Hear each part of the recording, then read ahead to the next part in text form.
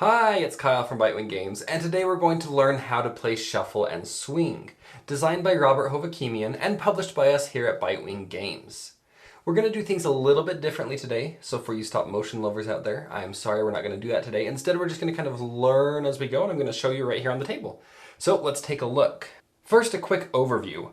In Shuffle and Swing, you are a mouse moving from department to department, helping to build these different instruments, the three instruments in the game. So on your turn, you can come here, you take a build action, and you start to place these build things out. And once the instruments are built, you end the game. So you'll build these instruments, and you'll keep track of how much you've built. So by the time you've built 6 pieces, you'll move up here showing, hey, I've built 6 pieces. At the end of the game, you'll score points based off of how much you've built.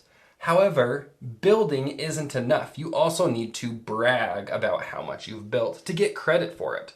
So at the end of the game here, you've built 6 pieces, but maybe you've only bragged 1 time. You only score 4 points. And similarly, if you had bragged a bunch of times, but you had only built 2 pieces, you still only score these 4 points. And so ideally you want your build and your brag to be at about the same spot so you can maximize your points. And you'll be doing that on the 3 different instruments. Aside from that end game scoring, you'll also score points for the instruments throughout the game.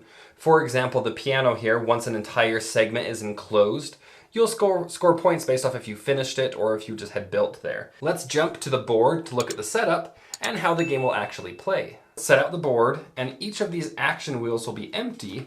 There are these action wheel slices for the 4 different colors. So we'll find all 4 of the grays, all 4 of the oranges, all 4 of the blacks, and you'll slot them into their matching locations, just like this. That way it randomizes at each game of the order of the actions.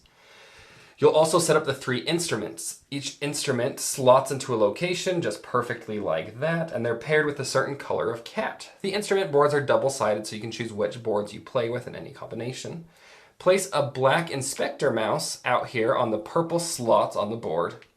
Set out the supply of cats, so the orange cats will go here by the orange department, gray by gray, and black cats over here by the black cat department.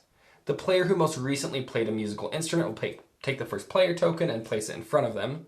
Each player takes a player board and all of the matching tokens. We've got our build and our upgrade tokens, and then our individual pieces, which we've already put on the board. Each player will also place a cube next to each instrument. Take the mouse in your color and your 3 dice, placing them on the 1 pip side. Each player will also start with 1 of each colored cat. So with these tokens right here, you're going to place 1 token on the start space here on the score tracker, and you'll also place 1 on each of these brag tracks on each of the instruments on the lowest spot. The order that they go in is the last players goes first, so in our case, first player, second player, third player. So third players goes on the bottom, and then green, second player, and then the first player, blue, goes here. The board displays 3 departments that are each associated with the 3 instruments. You're going to place your mouse into one of the open spots here. This is just for a 4-player game, and you're going to select one of these actions to take. You can take an action by placing your own dice there, and when you do that, you would activate this. You place it here, you earn an orange cat, and then you will tick this dice up 1 spot. You can use your own dice, or, if the blue had been here, purple could also have used the blue dice to take this action. In that case, blue would have been the player that earned an additional cat. You tick this and you move it 1 spot there. So let's look at the very start of the game. We'll put our dice back. All the dice start at a value of 1 on the regular pips. There's special pips we'll get to in a little bit. So blue is our first player, so blue will select one of the spots here on the board. We'll say blue decides to come right here and build. Since there are no dice in this department, they have to use one of their own dice. So they decide to come here and build. The 1 shows how many pieces they can build. So first thing they do is they say, I want to take the build action by activating this dice. So they place the die here, reminding them blue player gets an orange cat. So they earn 1 orange cat. And now the blue player can build 1 piece. So looking at the piano here, this costs 1 black cat to build. This costs 3 gray cats to build there. So the blue player uses 1 of their black cats. It doesn't get put back in the resource, they actually just place it here to sleep. The cats are 2-sided, you have the awake side and the asleep side. just for fun, but we can do that here, and they're sleeping now on one of these 10 spaces on our area. So they activated this, they get to build one instrument. They're going to use that one black cat that we placed here, and they get to place one build token onto that location. This dice gets advanced to a 2. Remember, we're going to use the regular pips. There's the 1, 2, and 3 pip, and then the special pips are 2, 3, and 4 stars. For now, we'll just use the regular, so we went from a 1 regular to a 2 regular, and it moves 1 spot clockwise. Now on green's turn, they decide to do the same thing. They enter the board. Let's say they come here. They activate one of their dice. They build in this location. So they activate that dice. They get one black cat, which they'll add to their board, and they get to build one spot. They're going to use one orange cat, which we will rest here, and they get to place one build on a 1 orange space. This gets knocked up to a 2 and comes over here, and that's the end of the green player's turn. Now purple on their turn enters, and they decide to come to this location. Now on their turn, they could do one of two things. They could use the blue player's dice, or they could place their own dice out. Let's look at the two options.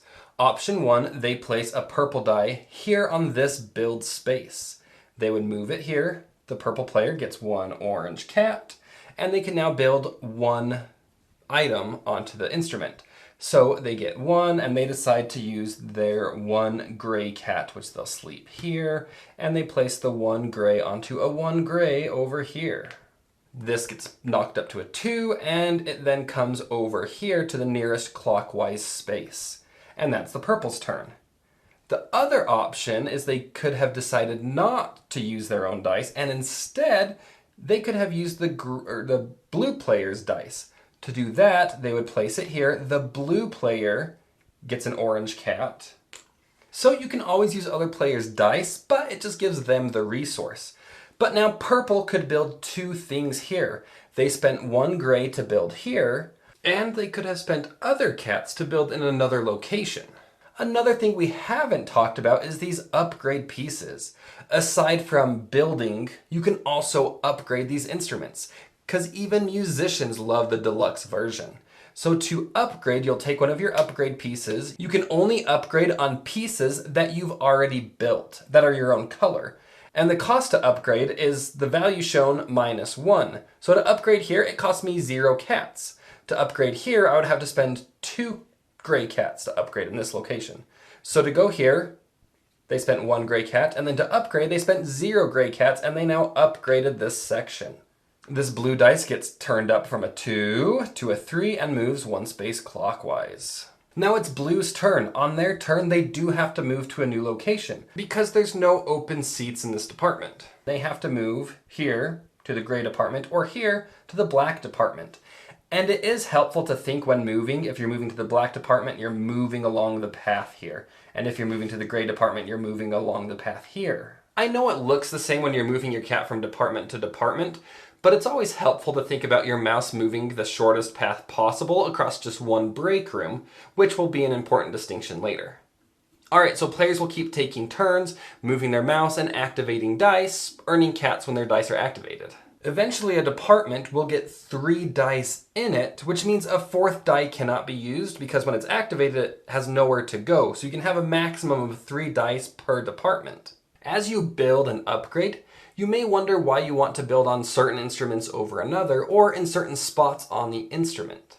Well, each instrument scores in a unique way. For example, the piano scores each time a region is completely encircled. So once you encircle A and B, you'll score for that. And the violin will score each time a row is completed. The other reason location matters is for the inspector mouse, one of the other actions. The inspector mouse, well, he inspects. The inspector mouse will move around the instrument following these lines, scoring points for each build piece or upgrade that is there, equal to the value shown here. So a blue build here would be worth 2 points, and an upgrade and a build here would be worth 1 point for the build, and 1 point for the upgrade. Let's say we're a little bit later in the game and the blue player moves here and takes the inspect action, which shows a value of 2. Green gets an orange cat, and then they can inspect 2 times. This is the first time the action is taken because the inspector mouse still isn't on the board. The inspector will move 2 spaces, the first being onto the board. So they could go 1, 2. And they'll earn points depending on where the inspector has gone. So in this case, blue earns 1, 2, 3, but they have an upgrade there, so it's 4 points. It counts twice here. So 1, 2, 3, 4 points for the inspector having gone in those two locations. If it's already on the board, say it was green's turn, and green moves here, the inspector mouse will now move exactly 3 spaces when they take that action. So green could go 1, 2, 3, which in this case would earn the purple player 1 point, the green player 3 points, and then the green player 1, 2, 3, 4 points because they have an upgrade in that spot. So green just earned 7 points, so they will move themselves 7 points up the track. When inspecting, you do have to follow the paths on the instrument, and you can't go over the same path multiple times. So you couldn't go 1, 2, 3. You'd have to go 1, 2, 3. If the inspector mouse is on an empty location, if that location is built on or upgraded, that spot will score immediately. So when purple builds here, they would immediately score 2 points. All right, we're building, we're inspecting, but all of our cats are getting exhausted and our blanket is getting full. How do we get these cats back? This last action is to refresh our cats. The value of the pip will determine which row or column of cat you get to refresh. For example, if the blue player comes here and they activate this die, first of all, the purple player gets an orange cat, and we look at the board and we can refresh either the 3 column or the 3 row. So in this case, we refresh the 3 row, earning these cats back to use again. If your blanket is ever entirely full and you use cats, then the cats do go back to the supply. Poor kitties. Okay, well now we've used this 3 pip dice. How do we pip it up anymore? Because 3 is the highest regular value. Instead of turning it to the next clockwise space, this supervisor cat, the die, is now an expert. And they switch to the star-faced pip. That star-faced pip will now go to one of the break rooms adjacent to that location. So it could be placed here or here. To collect this die and earn it back, that player will have to cross over this location to earn it back. And this is where it matters which direction you go. If purple enters here, they do not collect the die because they went this direction. So for purple to collect this die and get it back, they will have to go from this department to this department, crossing this break room. Once you collect the die, it comes back to your supply. In the future, when you take an action, you can place your 2-star dice out, just like you did your 1-star dice, activating it, and then you'll rotate it up to the 3 value pip. And finally, you get to brag about your amazing work. Collecting your die will allow you to move 2 spaces up any of the brag tracks. You can move up 2 spaces on the same track, or you could move up 1 space on different tracks. And it doesn't matter where you collected your die from, you can brag at any of the instruments. Remember, final scoring will be for completed instruments, either how much you've built or how much you've bragged, whichever is lower. So you may want to brag at instruments where you've been building a lot, like over here. But there are also locations on each instrument that when you brag, you gain a boost token. And there are 3 different types of boost token. Anytime you cross or land on that space, you earn the boost token. The tokens are milk, ladders, and cheese. And all of these tokens let you break a regular rule. Let's look at the milk first. If you have a milk token, when you take the refresh action, say you took a refresh 3 action, you would normally get to either refresh the 3 row or the 3 column. However, if you spend your milk token, you can refresh the column and the row. So you could earn all of these cats back by using that milk token. The ladder allows you to upgrade another player's build token. So let's say green is over here and they are just really inspecting this spot back and forth, earning a ton of points, and you as blue player want in on the action. And it costs 2 black cats to upgrade. So you can spend 2 black cats and upgrade this location, even though it's not your own color, by spending a ladder token. Now when they inspect there, you'll also be earning points. You can also spend ladders to change the color of one of your cats. So say you wanted to build on this 3 orange location, but you only have 2 orange cats. You can use the 2 orange cats and change the color of this cat temporarily by discarding your token, and you now have 3 orange cats you can build on that location. And you can use multiple ladders on the same build action. The last boost token is the cheese. The cheese allows you to jump over areas when you're inspecting. So let's say it's green's turn, and they come here to inspect, and they're going to inspect a value of 3. They would normally go 1, 2, 3, but they hate to give purple points, and they would love to score the additional points here. So what they could have done is they could use their cheese token to bribe the inspector mouse to skip that spot and go cheese 1, 2, 3, moving those 3 spots. They discard that cheese, but it allowed them to jump over a location. And you can again use multiple cheeses when inspecting. So when a regular 3 is moved, it will become a 2 star and move to one of the adjacent break rooms. And the same will happen if you have a 4 star that gets used. It can't tick up to anything else. So it goes back to the 2 star and goes to an open adjacent break room. So it would enter here. Now, on occasion, you may get where a 3 regular pip gets used and it needs to enter an open break room, but neither are available. In that case, this becomes a 2 star and you just kick out one of these supervisor dice. It goes back to the player still, but they only move up 1 brag track instead of moving up 2 locations. While we're on the subject of bragging, there is one additional action you can take at these locations. You can go to a department and brag there. You still activate a dice, but you don't take the actual action. Instead, you just brag. So to take this action, purple could move to this location. They would activate the dice. The purple player still gets 1 orange cat, but instead of inspecting, they could move up the brag track, which can help them get closer to the number of items that they've built. And that's basically the game minus scoring. So let's look at an example of scoring an instrument during the game. Blue builds a piece here, closing off section A. Blue closed off, so they get 1 point per piece there. So they score 1, 2, 3 because that's upgraded. So they score 3 points. Purple scores 2 points because you score 1 point for every 2 pieces. They have 1, 2 pieces, so purple scores 1 point. And green scores 0 points because they only have 1 piece there. Each instrument scores a little bit differently, and each instrument will detail exactly how they score. All right, on to final scoring. The game end will trigger once 2 of the instruments are completely built. You'll keep taking turns until you get back to the start player, so all players end having taken the same number of turns. So it is possible you'll complete all 3 instruments, but often you'll just have 2 instruments finished. If there are any incomplete instruments, the player who is lowest on the brag track will score a -2 points for any unfinished areas. They bragged the least, so they get blamed for the instrument not being finished. So in this case, purple loses 4 points. If there's a tie, the tied players share the lost points. So in this case, both green and purple will lose 2 points.